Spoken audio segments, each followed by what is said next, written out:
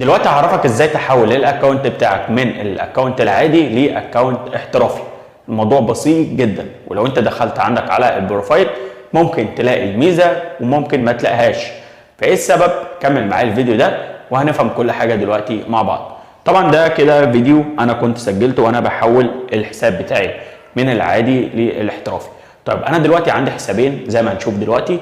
معايا حسابين، حساب نفع عليه وحساب لا، رغم ان الاصدار واحد، اصدار الفيسبوك واحد، بس نفع على حساب وحساب لا. ايه السبب؟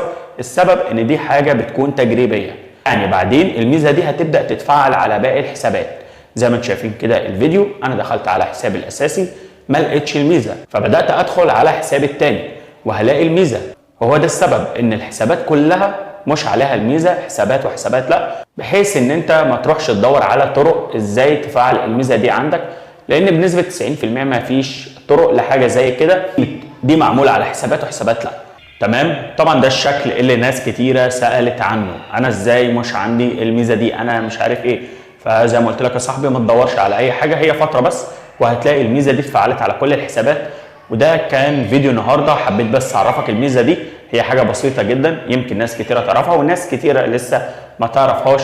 وانت برضو احتياطي، لو مش عامل اخر تحديث للفيسبوك فروح اعمل تحديث، ممكن تظهر عندك. تمام؟ كان فيديو النهارده، اتمنى لو عجبك ما تنساش تعمل اشتراك بالقناه، تفعل زر اشعارات، وما تنساش تدخل على القناه بتاعتي.